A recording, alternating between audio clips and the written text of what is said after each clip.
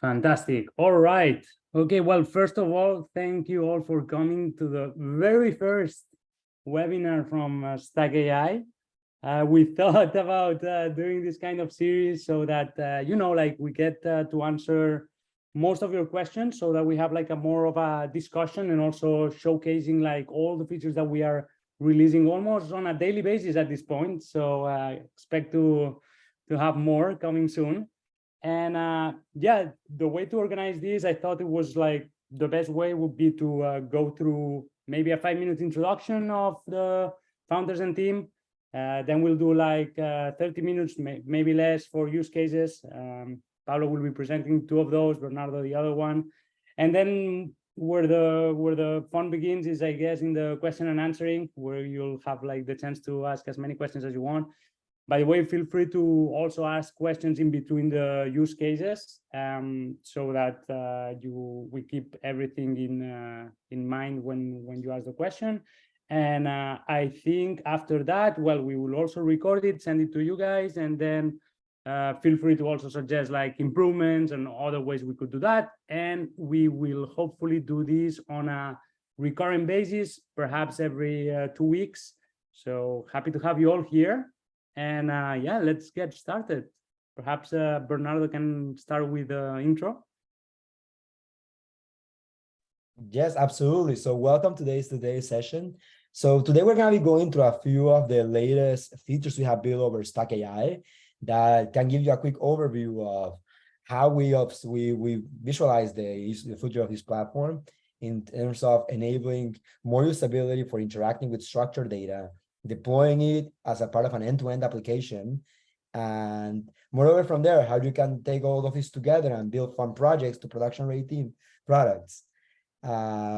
We brought out a big part of our team. As you mentioned, Anthony and me, we are the co-founders of Stack, and Pablo, who is one of our engineers working with us this summer, who are here to answer any of the questions you may have and help you probably understand as much as possible to get how to get most value out of StackAI.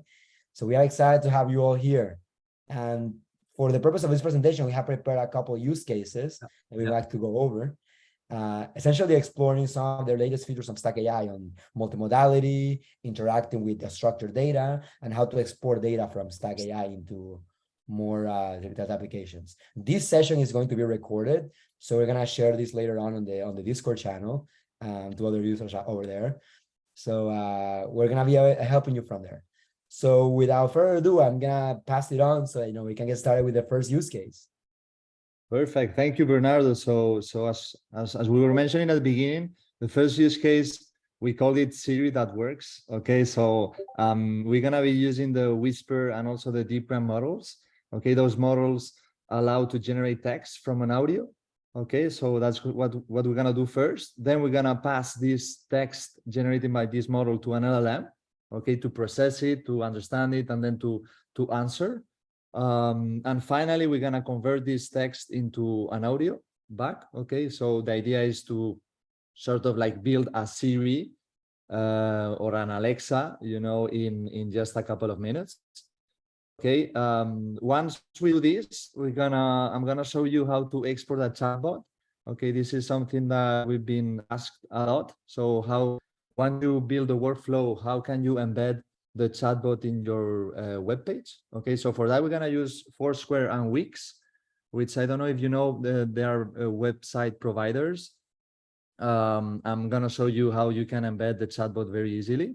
And of course, I mean, the idea is that the chatbot can really be embedded in any web page. Okay, so we're gonna see this as well in the export UI chat.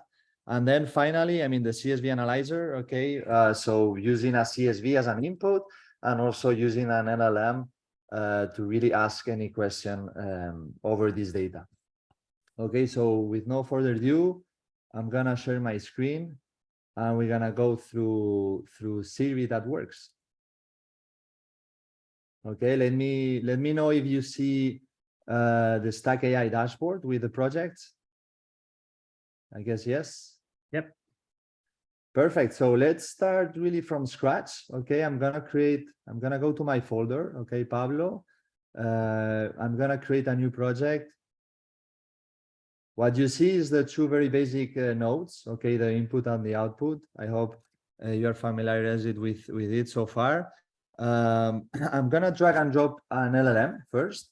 Okay, so let's use an OpenAI. You see that we have a long list of models that we can select from. I'm gonna use the GPT 3.5 Turbo, okay, which is a very fast and cheap model to run. Okay, this one is the one that is used in ChatGPT, although now you have the option of using GPT-4 as well. But let's use GPT 3.5 Turbo for now, which is good enough for what we want to do. In the system prompt here, what we specify is how we want this LLM to behave. Okay, so we can say you're a helpful assistant. Okay, you receive information from the user that is talking to you, and you answer in a professional, well, let's put in a cheerful way. Okay, but of course you can customize this depending on your specific use case. Maybe you need a a chatbot that is more professional, or more cheerful, whatever you can specify here. And now here in the prompt we're gonna specify what the LLM has to do.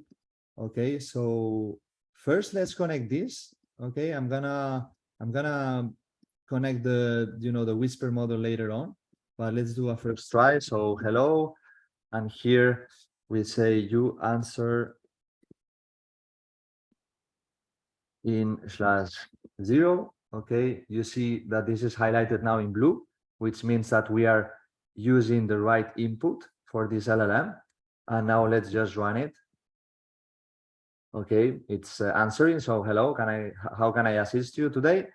So we've just tested that this LLM is working, and now we're gonna use so the first multimodal model. Okay, so audio to text, and we are gonna connect it to the LLM.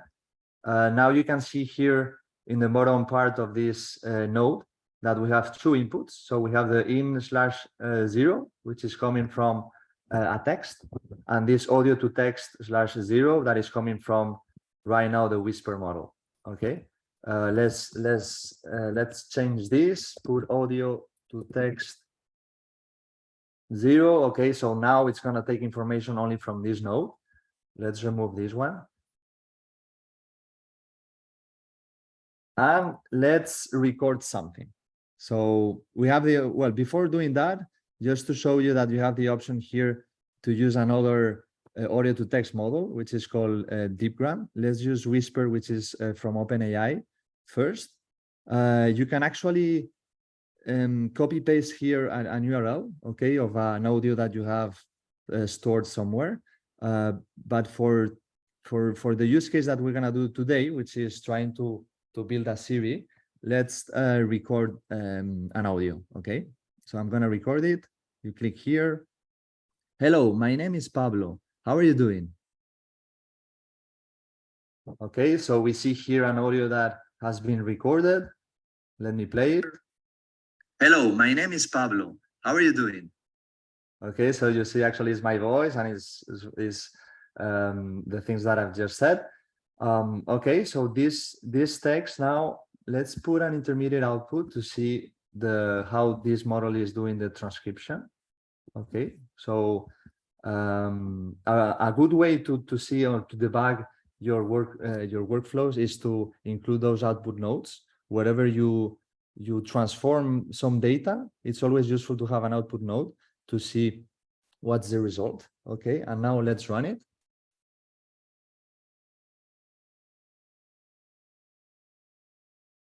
Okay, so we can see here in this intermediate output node that we can actually see what I've just said. So hello, my name is Pablo. How are you doing? Okay, so Whisper is doing it fine. It's sending this text string to this OpenAI node. Okay, and actually it's answering it. Okay, so he's saying, hello, Pablo, it's great to meet you. I'm doing fantastic. Thank you for asking. How can I assist you today? So you can see as well that the tone is a little bit cheerful. This is because what we've specified here in the system prompt. And now to conclude this use case, let's use a text to audio. Okay, we have to connect the LLM to the text to audio.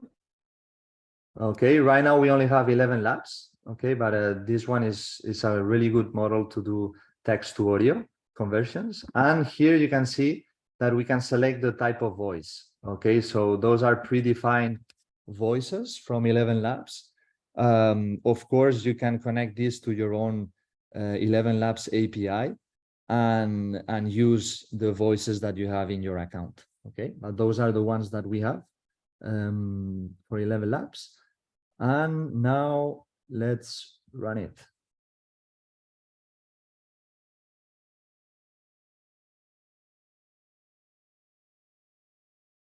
Okay, so now we have it. Now we have here an audio of 5 seconds. If I play it, it should be the same as we can see here in the output. Let's give it Hello, a try. Pablo. It's great to meet you. I'm doing fantastic. Thank you for asking. How can I assist you today? Okay, so yeah, now it's an actual voice, a lady answering me. So you see that we built a Siri type of use case or Alexa in just a few clicks. And I'm gonna pause now and see if you have any question.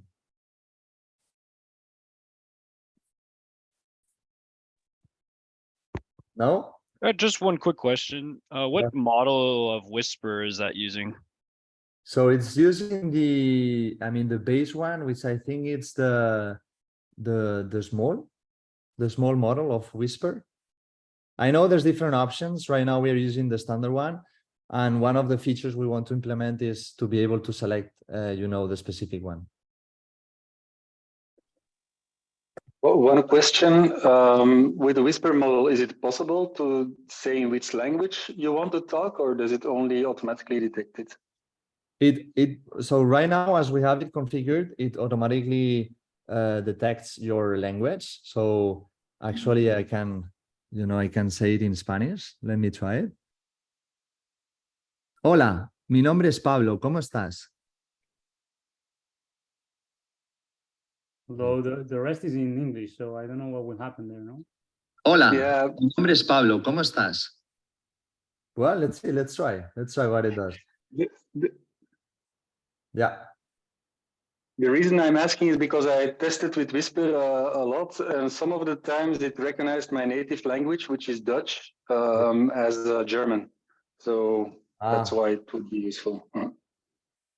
Yeah, well, But actually, it's detecting it's in Spanish, and the LLM is as well, answering me in Spanish. So that's amazing. Pablo, estoy muy bien. Gracias por preguntar. ¿Y Well, tú I cómo mean, estás? ¿En qué puedo ayudarte hoy? Yeah, the accent is it's not Spanish, but That's so you get it.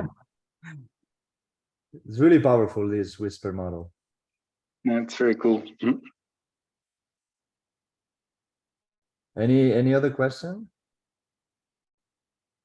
I think Joe was asking that how do you deploy this in a way that gives you back and forth conversation? Okay, back and forth conversations. So what you can do is you can enable the memory here of the LLM. So let me move the conversation 1 second. So here, if you click in the settings of the LLM, you can enable the memory. Okay, so by clicking here, now the LLM is going to remember, what was asked before. And you can actually specify the window size of this memory. So how many messages it has to remember. Right now it's 10, but you can go up to 100, okay, which is a lot. And this really depends on the type of use case you want to deploy. So you have to estimate more or less how long it's going to be, the typical interaction with your chatbot. So let's say 11, it's good enough. And now, yes, if I ask something new, it will remember that my name was Pablo and that he had asked me already, like, how was my day? Super cool. Thank you.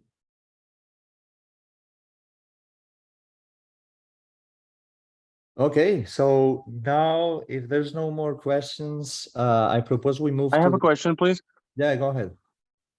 Yeah, so maybe it can apply for this, but also generally because I just discovered Stack AI lately. I was using BotPress, and I just want to know like what is actually the difference, because I see like a lot of people recommending to use both of them, and I see that there are actually similar features in terms of developing the bots. So I'm just kind of confused, and I just want to know whether are they complementary products or are they like competitors? I just don't see.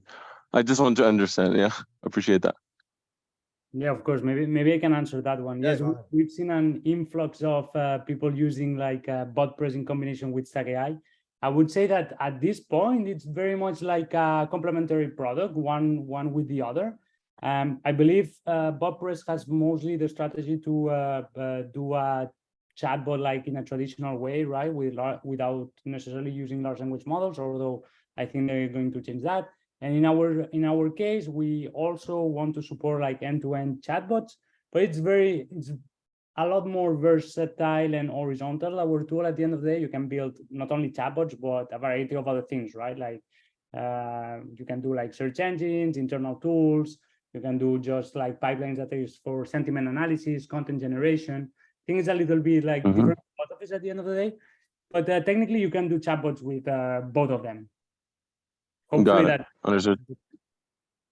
Thank you very much. You're welcome. Anything else prior to us moving to the how to really embed this chatbot into a web page? I have one more, sorry if you don't mind. I think it's more of a general one rather than on Okay. the specific use case. How, and maybe if easier, just tell me, sort out, can chat about it at the end. But what's your kind of take on like using StackAI for like large jobs? So for example, if I had, 1 million web pages that I wanted to scrape and summarize, is that still something that's appropriate for using StackAI, or do you think is it just a factor of like what the OpenAI rate limits are? Like, is that something that you think could be achieved using StackAI? Because I've got a developer that with a bit of time could probably figure out how to do it, but like using your interface, I could figure out how to do it in five minutes, if you know what I mean. Yeah, so I would say that absolutely. I mean, you can feed the LLMs with, as many data as you want. The only thing you should be mindful of, and I mean, I'm sure it's the context window of the LLM. And for what we do here, if you see these offline data loaders, so for example, I have that is URLs plus search, but it can be as well PDFs. Okay. So with this URL plus search, you can upload as many URLs as you want. Okay, you can connect the input of the user or the question that you are asking the LLM to this node, then connect this node to the LLM. Let me move this one a little bit. Okay, and what this node is gonna do, it's gonna take information, so it's gonna scrape all the URLs, it's gonna take all this information, it's gonna chunk it in pieces, generate the embeddings, so then when the user asks something, it will only return the chunks of the information in all the URLs that are relevant to answer the question, okay? So only these chunks of text are returned to the LLM for the LLM to take it as context to build the response, okay? Right, okay. And on top of this, I mean, the context window can be really large. So we have here, OpenAI GPT 3.5, 16K, have GPT-4, 32K. And also, if you want to give it even more context, we have Anthropic model, okay, which is as well very powerful. And you can go with the Claude model that is up to 100K, okay, which I think it's like above 250 pages of text, which is huge. So really, there's no limitation. So you can either expand the context window or use these like vector stores to do the query on the specific chunks of text that you want to feed the model with. Okay, all right. No, that's great. Great. And Perfect. Joe, I think you are more on the expert side of things in terms of using this tool now. And it feels like you are looking more to upload like thousands of URLs, right? How does it scale in that sense? It's true that Yeah, I mean, I guess for reference, I'm going to put a database of 2 million companies, scrape every single one of their websites, summarize it, and put it in a vector database for like semantic search, essentially. So I might be kind of pushing the fringes of what's possible, but honestly, it's just so easy to build in this interface that like even, you know, building an MVP here and then passing it on to a developer to say this is how it should work is just fast tracking things massively. Right, great. And yeah, we plan to add more functionality towards bulk uploads of thousands of data points so that it's easier to do it rather than adding manually one by one. Yeah, each point there. Great. Thanks, guys. Sure, no problem. I have another question, if that's possible. Yeah, go ahead. Yeah, I was playing with it this afternoon. Yeah, I'm in Europe, and I connected the input to the data loader, so the document reader, where I put in some SQL files, example SQL queries, and I want to use it as an example to then, create an SQL query based on how it should be structured in my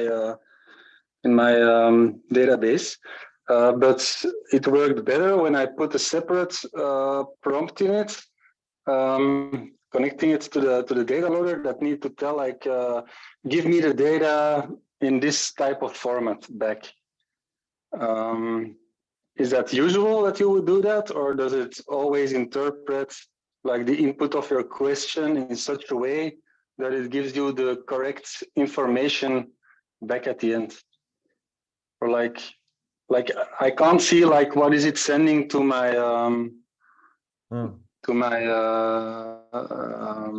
OpenAI node on the. You understand what I'm saying, or it's not clear? Sorry. Well, no, I think I got it more or less. So, I mean, you can do what I was doing. So put an intermediate output after your SQL, data loader, and you can see the specific, input that you are sending to the LLM. Okay, okay. I didn't know that was possible. Then I can see that. You can drag and drop. You can drag and drop as many outputs as you want, and connect them to, intermediate steps. For example, here we were seeing, the text, so the transcript from the Whisper model. You can do this as many times as you need. Okay, yeah, cool. That's helpful. Thank you. Yeah, no worries. Yeah. There was also a question on the chat about generating images and working with images in StackAI. So I think Pablo can also show you a little bit of that. Yeah, let's use this one, text to image. I'm gonna connect this to the output of this of this LLM, and I'm gonna remove this text to audio. Okay, here we are using the OpenAI DALL-E 2 model. Okay, and we are as well specifying the image size. Let's use the biggest one, and then we can say here in the prompt of the LLM, you answer, okay, the user input by providing, you answered by creating a prompt, another model to generate an image. Okay, let's try. Creating a prompt from another model to generate an image based on the, let's say, based on, let's put this. Let's try. I don't know what image is gonna generate, but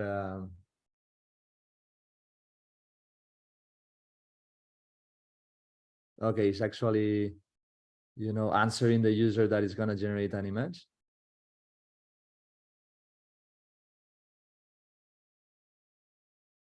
Okay, now we have to, sorry, I forgot. We have to include here an output node. Okay, and now, I mean, let's let's record something different. Let's say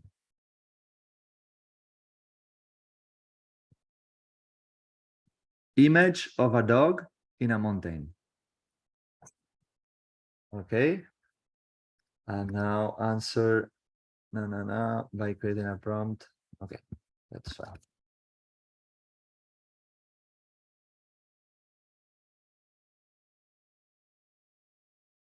It's still answering in Spanish.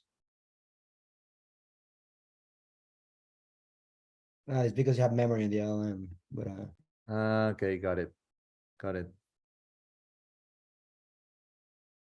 And now we have this funny picture. Actually, I think it's a dog in a mountain with snow, but I mean, you can test and have fun with the images generated by DALL-E. But yes, absolutely, you can play around. You can also do what is it? You can do image to text. Okay, so you can send here an URL of an image, and you can say something here in the prompt, like describe the content of this image, and this will generate a text, and then you can send it to an LLM to then, I don't know, answer something with a voice format or with another picture or with text or with whatever.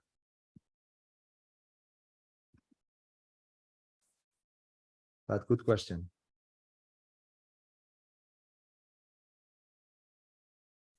Great. I think we did like the multimodalities here. Yes, it was fun. It's always nice to play with multimodals. But now let's jump into the second thing that we wanted to discuss, which is, so now that we have this workflow, okay, and this chatbot, how can we deploy this into a real, web page? So actually, to do this, you have to click here in the Export UI tab, okay, and you're gonna see 4 different steps. Okay, you have to go through each one of them. The interface can be a form or a chat. Okay, let's put a chat. We can put chatbot for a web page. Okay, here, this is an optional description. You can provide some details for, your colleagues when they are working as well with this workflow. They know a little bit what the chatbot is about. You can put here a password, okay, but this is optional. Okay, so every time you are going to use this chatbot, if you enable this password, you're going to need to include this password to actually access the chatbot. Okay, it's not our case now because we're going to embed it into a public web page. Here, as in this second step, you select the inputs and the outputs.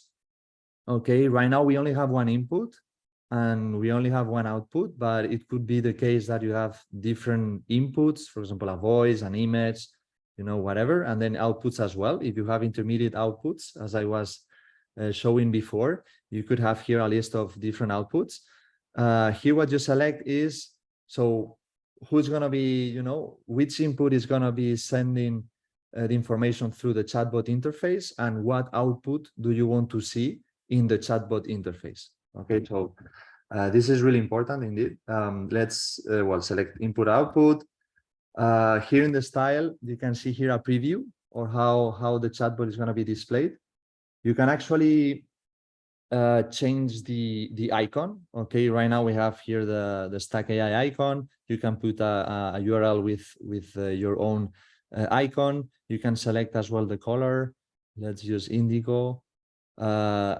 And one nice feature as well is you can predefine a welcome message for it to be the first message in the chatbot. So let's say, hello, how are you doing today?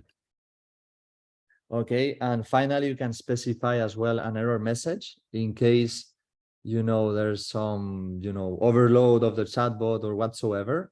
This message is gonna pop up for the user to email you and see what happened. Okay, let's go to the final step, which is this export one. Here you see different URLs and different chunks of code.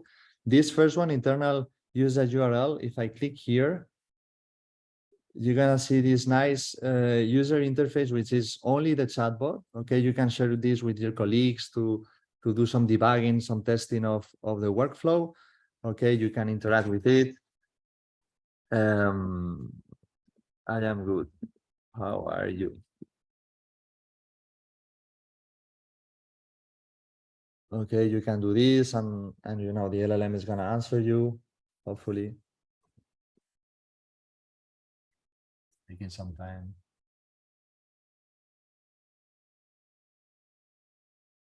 I don't know why.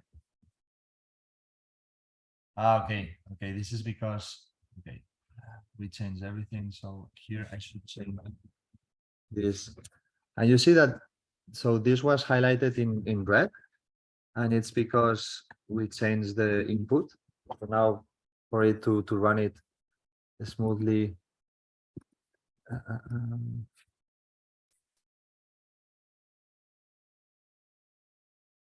Now you have to ensure that this is in the memory. Well, okay, because the memory was using an input from the audio to text, and now we changed. Let's use in equals 0, and now it's working. Okay, so let's go back. I'm gonna close this tab. Let's go back. Okay, so we already specified the input, the style. Let's go to the export. Let's click here, internal usage. All right. Okay, and now actually it's working. Okay, you can see that here it was the predefined message. Okay, this is really for testing and to share internally. Now I'm gonna show you how to embed this in a website. Okay, so here we have this chunk of text. Okay, it's really important that you click here in show token. Okay, you can see here that this is your API key, which is a variable that's gonna change now when clicking here. Okay, and you have to actually copy paste these lines of code with your token in it. Okay, I'm copying it, and I'm going to, let's say, this Squarespace. Okay, this is a web page that doesn't have much, but it's just to show you how to include this chatbot. I'm gonna go here in this magnifying glass. I'm gonna put code injection. Okay, this is as well happening in Webflow. In every application that is helping you to do website, this is more or less the way to go. And here in footer, I'm gonna copy paste this code. Okay, I'm gonna press save. Okay, and now you can see that I have in my blank web page here, well, actually the chatbot. So I can click and I can actually play with it. Okay, so now we have the chatbot embedded in your web page. For Wix, it's more or less the same, although we have here an URL that you can, let me go back, you can copy paste this URL instead of pasting this code. If you go here to Wix and you click here in the plus, embed code, and you embed an HTML, okay, you can here copy paste the code, or you can copy paste the URL that I just copied. Okay, apply, and you have it in your web page. You can put it wherever you want. Okay, and it's gonna work. And that's it for the second item of the agenda. Any question on how to embed a chatbot in your web page?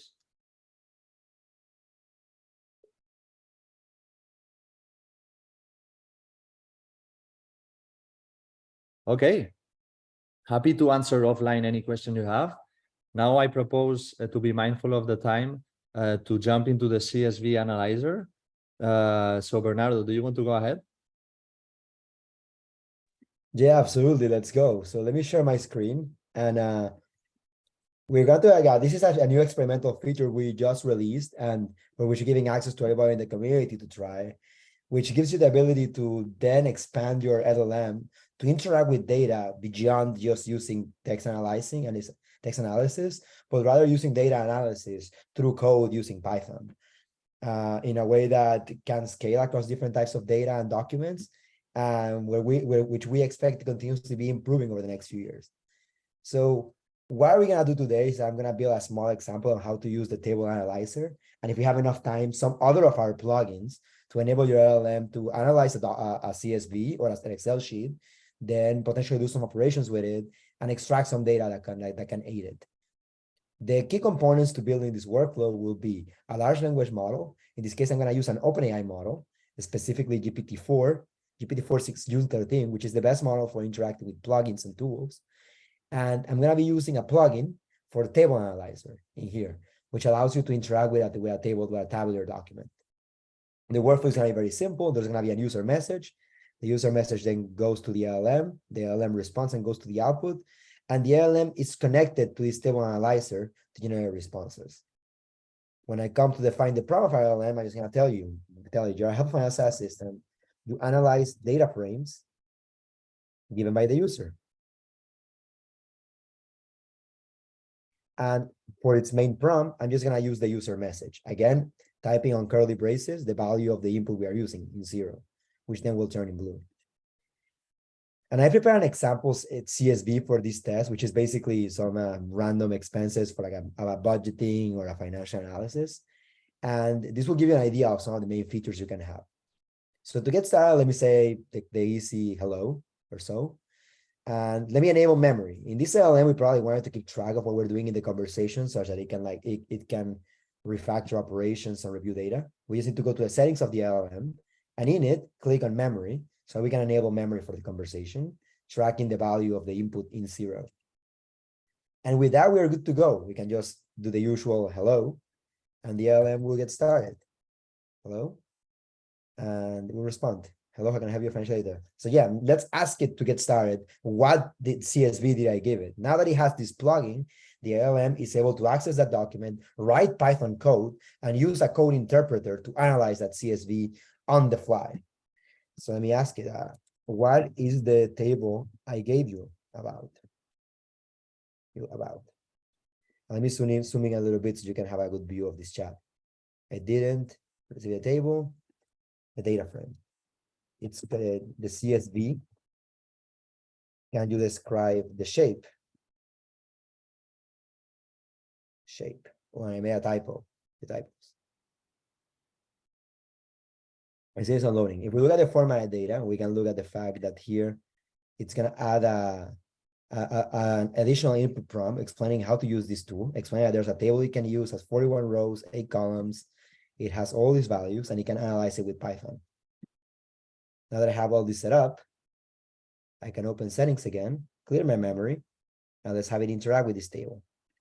So let's ask it, and let's clear this chat. What are the columns of the pandas data frame? Of the data frame. And it's going to start describing me the table, how it contains that it has a few rows of day, balance, expenses, payments, comments, debt, cash balance, transfers. And I see, okay, there's a row called transfers. Maybe I want to get some more data out of it. Let me ask the LLM, give me the total value of transfers. And you can see it's loading here as a preview because it's most for debugging how it's actually writing the code. It's writing actually Python code, which is using the pandas library to add up these rows, get a total value of the elements in the row, and say, okay, give me a total value. Now give me the average. And how using that data is actually responding to all of it. And using all in here, it's putting everything together. We can actually probably even compute more interesting values like give me the list of all the transfers and their days.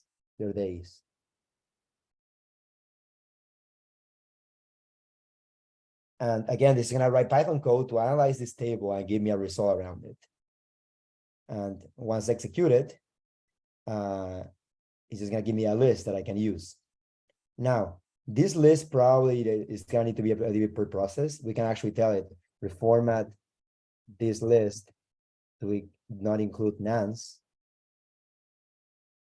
and replace them with zeros, which can be done just with regular GPT. And then we can use another plugin to even to iterate with it. For instance, some other plugins that we support include Wolfram Alpha, Zapier, web scrapping. And for instance, we can use Wolfram Alpha to plot these values. We can actually use the Wolfram Alpha plugin, connect it here, add it as an extra component for the LLM. That way it's still plotting. And with that, the LLM will be able to access this data.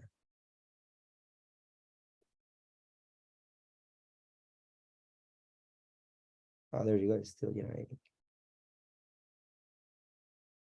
Perfect. So let's use this plugin again. Let's add Wolfram Alpha. And now let's tell Wolfram Alpha to make a plot with all these values and tell it, make a plot using Wolfram Alpha of the transfers each day. And it's just gonna call this Wolfram Alpha plugin, which by the way is not connected. So it's gonna tell you cannot do it. And it will use it to then generate a plot. Then again. Try again. And now that it's connected, it will be able to detect it. And again, it's gonna invoke a tool, write some Wolfram Alpha expressions, which might take a little bit because it's a long array. It takes a few tokens. But with that, we can see how the LLM is now is able to not just generate text, audio, have conversations, but actually do more complicated operations regarding analyzing data frames, analyzing more structured data. More precisely, because you're actually using Python code, do arbitrarily complex operations. You can ask it to reformat it into any sort of format you need, and get your value out of there. And if you actually need to do more complex computations that require more advanced algebra or arithmetics, you can actually have the Wolfram Alpha. We actually struggle to do this plot, maybe because the values are kind of like zeros everywhere. And you can actually go from there. They're like, give me the value of 1.2 raised to the 4.9, something that GPT definitely couldn't be able to do by itself. It can now do it very effectively by just using Wolfram Alpha directly. And by just using these commands, you can then enable the LLM to interact with the outside world, be much more dynamic, and be much more powerful than just the average utility. And we include a wide variety of plugins. We allow you to interact with Zapier if you want to interact with your databases, tables, or send emails, or so more. You're able to use web scraping so that you can look up for information in an internet. You can use Google search if you want to do more broader searches that require up-to-date information from online. Or you can even add your own custom APIs and build plugins that connect to an API directly if you are part of a team or enterprise plan. And that way you enable the LLM to write code to analyze a data frame, use Wolfram Alpha to perform more complicated math operations, and from there expand this functionality way beyond just the conversational interface that it's developed. And for the benefit of time, I don't want to take too much more in this section. Happy to go over many more examples of how to use these plugins, and we can go together over them over the next time. But before that, I'm happy to answer any questions you may have. So please go ahead. Hey guys, just a quick one. From your testing, how sophisticated are the models at ascertaining what the data actually contains? In terms of if you're putting a CSV file in, how strictly and descriptional do the CSV headers have to be? Do you need to kind of explicitly specify the schema if they're complex to the LLM, or what have you kind of noted? Yeah, so we definitely seen it being more effective when the headers are very descriptive, but they don't always have to be. Because the LLM is actually writing Python, it can actually write a Python query to analyze the headers and figure out what's the content of each row. And then using that analysis, then perform analysis of the CS of the table itself. So it is possible to get good results even without it, especially if you use more advanced LLMs like GPT-4, 0613, or even Cloud 2, which just came out yesterday and we integrated to the platform right away, which have a very good understanding of all the logic behind how to analyze structured data and write Python code. And Nice. this is an experimental feature. We're adding more to it daily, but it's putting on there. Cool. Thank you. Yeah, pleasure. Yeah, I think, Joe, to add to your question, there's a lot of potential here also to make it such that it can analyze different tables in parallel and have like schemas between those CSVs, right? That could be beneficial as well. So we're experimenting a lot in the sense of seeing what's the best interface with these table analyzers. So happy to hear any feedback you may have from trying it and from seeing how it works. Cool. Yeah, I'll stick some ambiguous CSV files through it and see what comes out. Yeah, Awesome. go Right. ahead.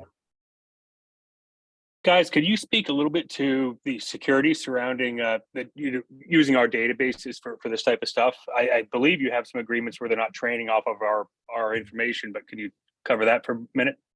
Yeah, absolutely. And this is something that we take very seriously. We take privacy as kind of like one of the key components of our platform. We have a specific data processing agreements in place with OpenAI and Anthropic, such that none of the data that goes through our platform to their models is used for either training or any kind of usage for their models. So it's never going to be stored by them. It's never going to be kept by them. So you have that security in place. And if you have very sensitive data analysis being used, something we have enabled for some of our enterprise customers is the usage of Azure LLMs. These are models from OpenAI hosted in a private cloud in Azure. And when I mean private cloud, it means that this data is not seen by anybody but you, and it's not stored by anybody or anywhere. So no matter what you share, this is never going to be seen by OpenAI or any other provider, and it's going to just remain kind of running in this Azure cloud. You guys even is there a difference for performance if we're going in through that way, or so Azure actually is slightly more performant because you're not using you're not in the same traffic as the rest of OpenAI, so it can be even more stable. It's overall performance by the best application. It's an enterprise feature, but it does give you all that flexibility to play and interact with it. Okay, and as far as getting set up as enterprise, I just need to reach out to you guys separately offline, right? Yeah, absolutely. Okay, thanks. I appreciate it. This has been very helpful today, guys. No, absolutely. Really Happy good job to help. doing this. And this is something we're working more towards the day by day. All right. So if there's no more questions, feel free to reach out to us. We are again available on Discord, pretty much 24/7. So anyway, anytime you have a question or you need advice with something, we're happy to help and join in. The community is growing very fast and people are helping each other consistently. So feel free to ask our members in the community as well. We have a few experts out there that understand the product very well, understand the usage very well. So we're working from it. And we are excited for the next, to have all this platform here. As Pablo mentioned, we're going to be hosting these office hours, seminar, kind of like webinars in a more periodically, ideally over the next few months. And they're definitely going to be growing in scope more, in terms of using the product, productionalizing, and exploring best practices. So with that being said, some concluding remarks for the rest of the team, more than invited to share. And thank you everybody for coming today. Awesome. Right. Well, thank you, Pablo and Bernardo, also for explaining this use case. I'm pretty sure there'll be many more questions. And remember that, I'll share the recording with all of you if you're interested, so that you can share it around as well with your teams. And happy to hear your feedback, and hopefully we can take another one and have you join again. All right. Thank you so much. Thanks, guys. It was fun. Thank you. Bye, everybody. Thanks, guys. See you next time. Bye-bye. Bye.